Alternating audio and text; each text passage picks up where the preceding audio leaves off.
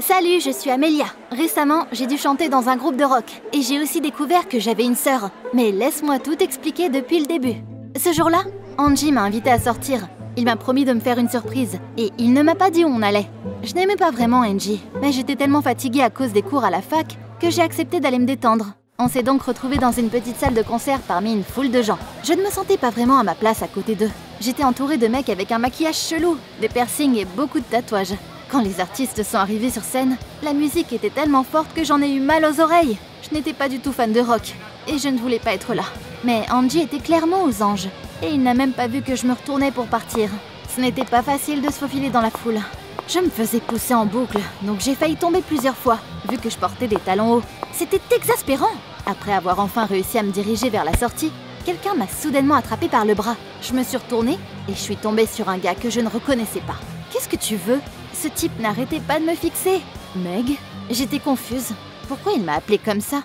Avant que je m'en rende compte, ce fou a commencé à me traîner quelque part. J'ai essayé de résister et d'appeler à l'aide, mais personne ne m'entendait à cause de la musique forte. On a traversé plusieurs couloirs, puis il m'a poussée dans une sorte de vestiaire. J'étais en colère, effrayée, et je ne savais pas à quoi m'attendre de ce cinglé. Je m'imaginais déjà le pire. J'essayais de trouver un moyen de passer devant lui et de courir dans le couloir. « Meg, t'étais où ? Notre show est dans à peine 1 heure. Et pourquoi t'as mis quelque chose d'aussi horrible ?» Je me suis tellement mise en colère après l'avoir entendu dire ça que j'ai complètement ignoré le reste. Ça, c'est une superbe robe de la dernière collection. Toi, par contre, tu devrais vraiment travailler ton sens de la mode.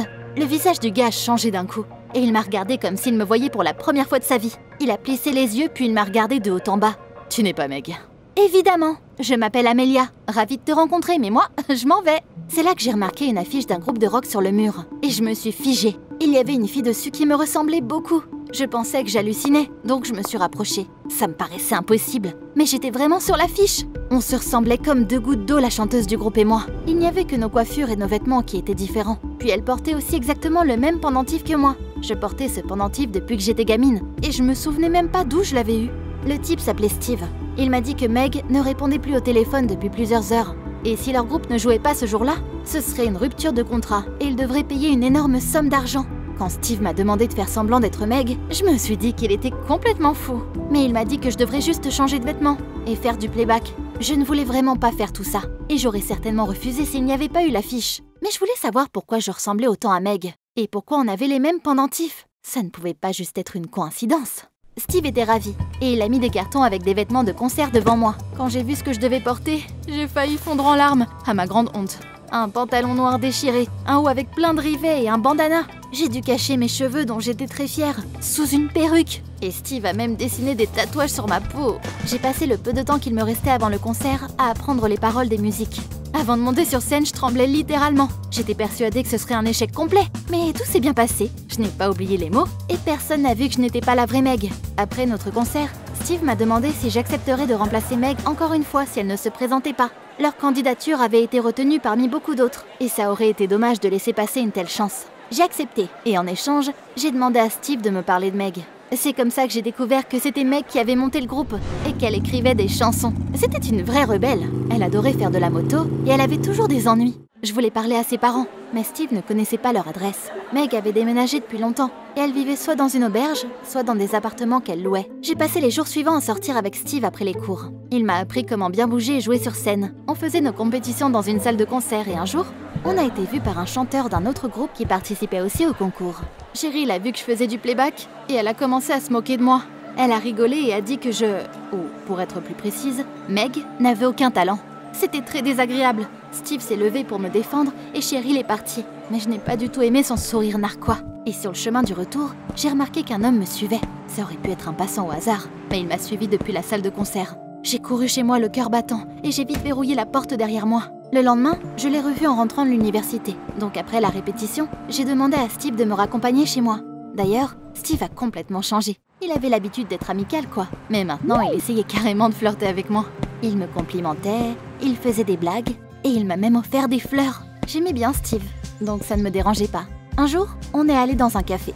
On a longtemps attendu le serveur, qui n'est jamais venu. Donc Steve est allé voir ce qui n'allait pas. Il a laissé son téléphone sur la table. Puis, j'ai vu qu'il avait reçu un message. Je n'allais pas le lire, mais c'est là que j'ai vu mon nom. Après m'être assurée que Steve ne regardait pas dans ma direction, j'ai pris le téléphone et j'ai lu « Amélia doit signer les documents d'ici demain. Reviens dans 1 heure. je te donnerai les papiers. Le numéro de l'expéditeur n'était pas enregistré dans sa liste de contacts. C'était vraiment suspect tout ça. Quand Steve est revenu et a lu le message, j'ai vu qu'il était devenu stressé. Le serveur a enfin pris notre commande. Mais je n'avais plus du tout envie de manger. J'ai vraiment eu du mal à passer la demi-heure d'après, à pointer mon gâteau au chocolat. Après ça, Steve s'est excusé et il m'a dit qu'il devait partir. J'espère que ça ne te dérange pas que je ne puisse pas te raccompagner. J'ai fait genre que tout allait bien. Et j'ai décidé de le suivre et de découvrir qui lui avait envoyé ce message bizarre. En suivant Steve et en essayant de passer inaperçu, j'étais bien contente pour la première fois de ne pas porter de talons. Steve marchait vite et plusieurs fois, j'ai failli le perdre de vue. On s'est vite retrouvé dans une zone avec plein de manoirs de luxe. Steve s'est approché d'un des manoirs, a sonné, puis est entré. Bon, qu'est-ce que je dois faire maintenant? J'ai traîné un moment à la porte et je commençais à me dire que j'étais venue là pour rien, quand j'ai vu quelque chose d'intéressant dans l'herbe. En me penchant, j'ai ramassé un pendentif familier sur le sol. Il ressemblait à celui que je portais.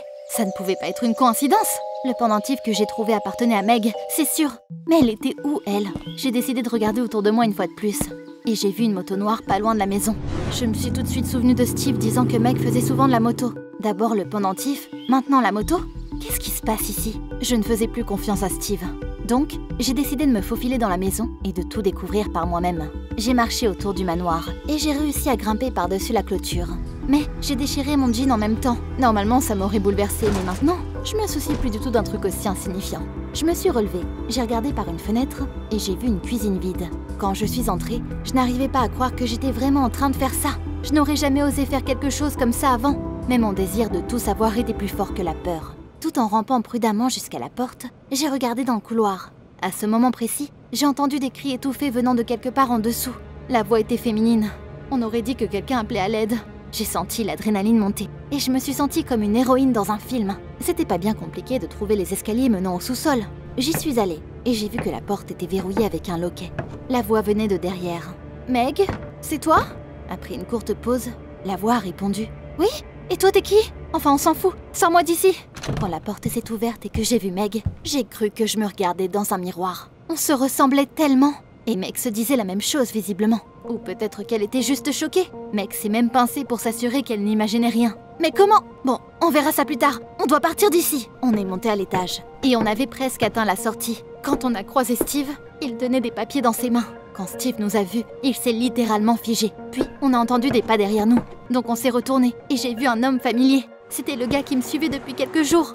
Meg a vite repris ses esprits. Elle a repoussé Steve, a attrapé ma main et on a couru dans la rue. Je n'ai jamais couru aussi vite de ma vie. Mon cœur battait la chamade et 1000 pensées me traversaient l'esprit. Une fois de plus, j'étais heureuse d'avoir mis mes baskets ce matin-là. On aurait dit que quelqu'un nous poursuivait. Mais je n'ai pas osé regarder en arrière pour vérifier.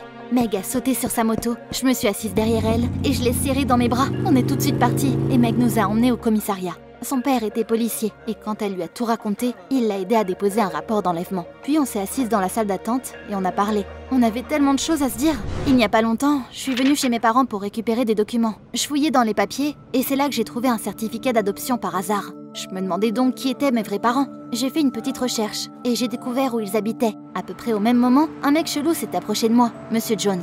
Il s'est présenté comme producteur et il m'a proposé de signer un contrat qui rapporterait beaucoup. Le truc, c'est qu'il ne m'a même pas laissé le lire correctement. Évidemment, je n'ai rien signé et il est parti. Mais le lendemain, quand je suis allée à l'adresse où vivaient mes vrais parents, je suis tombée sur ce Monsieur Jones là-bas. Avant même que je m'en rende compte, il m'a attrapée et m'a enfermée au sous-sol. C'est fou! T'es resté dans cette cave pendant tout ce temps? Eh bien, au moins, il m'a porté de la nourriture. Même si, évidemment, être enfermée aussi longtemps, c'est chiant. J'ai donné à Meg le pendentif que j'avais trouvé par terre. Et elle était très surprise d'apprendre que j'avais le même. Il ne pouvait pas y avoir qu'une seule explication à nos pendentifs et physiques identiques. On était sœurs, mais on ne comprenait toujours pas ce qui se passait avec nos vrais parents. Est-ce que ce Monsieur Jones avait à voir là-dedans? Quand je suis rentrée à la maison, j'ai demandé à mes parents pourquoi ils ne m'avaient pas dit que j'étais adoptée. Papa est tout de suite devenu triste. Et maman s'est mise à pleurer. On ne voulait pas que tu le saches. Amélia, on t'a élevée comme si tu étais notre fille. Et tu es vraiment devenue notre fille. Je leur ai fait un gros câlin. Je vous aime aussi, mais j'ai besoin de savoir quelque chose sur le passé. Vous savez ce qui est arrivé à mes vrais parents? Comment est-ce que j'ai fini dans un orphelinat? Mais ils ne savaient rien. Le lendemain, le père de Meg a dit que Monsieur Jones était en détention. Et il nous a demandé de revenir au poste de police. Quand on est entré dans son bureau, Steve était assis là. « Amélia, je suis désolée. Après qu'on se soit rencontrés, Monsieur Jones m'a trouvée. Il a promis de me donner beaucoup d'argent si je te faisais signer des documents. Ça fait tellement longtemps que je rêve d'une carrière solo. Et l'argent aurait pu aider à la promotion. Donc, j'ai accepté. » J'étais choquée par cette trahison. Voilà pourquoi il avait passé autant de temps avec moi. Et moi qui pensais qu'il m'aimait vraiment. Steve a donné à la police les documents qu'il devait me faire signer. Grâce à ça, la police a découvert tous les détails de cette histoire bizarre. Monsieur Jones était en affaire avec vos parents. Après leur mort, vous deviez obtenir tout l'argent, mais il a décidé de le garder pour lui. Il vous a d'abord pris en charge, puis il vous a laissé dans un orphelinat. Mais quand Meg a commencé à chercher ses parents biologiques, il a eu peur que vous découvriez tout. Il a essayé de vous piéger pour que vous renonciez à votre héritage. Il m'a fallu beaucoup de temps pour digérer tout ce que j'ai appris. Je ne pouvais pas croire que j'avais une sœur jumelle. Mais il y avait un autre événement important qui nous attendait, le concours de groupe de rock. Je suis allée à toutes les répétitions avec Meg, et on traînait tout le temps ensemble maintenant. Steve est revenu dans le groupe, ce qui m'a un peu chagrinée. Je ne lui avais pas pardonné, et je ne voulais pas le voir. Le jour de la compétition, Meg et le groupe sont montés sur scène. J'ai regardé leur performance depuis les coulisses, et j'étais vraiment stressée. Mais Meg était incroyable. Sa voix était encore mieux en live que quand elle faisait du playback. Je n'avais jamais été aussi fière de quelqu'un.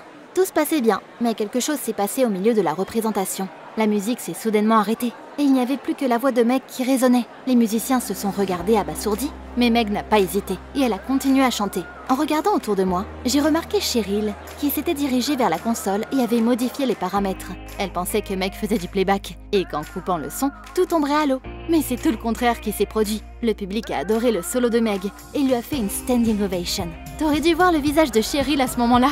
Pas étonnant que le groupe de Meg ait gagné. J'étais tellement heureuse pour elle. Après cette victoire, on est allé dans un café et on a célébré la victoire jusqu'à tard dans la soirée. Monsieur Jones avait dilapidé presque tout notre héritage.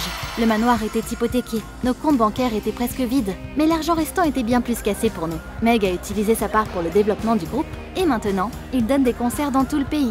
Elle a déménagé dans un appartement sympa. Et moi, je suis restée avec mes parents, que je considère toujours comme ma famille. Steve m'envoie toujours des messages et il m'a dit qu'il m'aimait vraiment. Tu penses que je devrais lui donner une chance ? Voici la fondation SCP, une organisation secrète qui repère et étudie des créatures anormales sur toute la planète. Ça, ce sont les dossiers secrets de la fondation. Tu les connais peut-être déjà, ce sont les histoires de gens ordinaires qui ont eu la chance de rencontrer les créatures les plus horribles du monde. Les chroniques SCP révèlent de nouveaux détails sur toutes ces créatures anormales que tu ne connaissais pas du tout.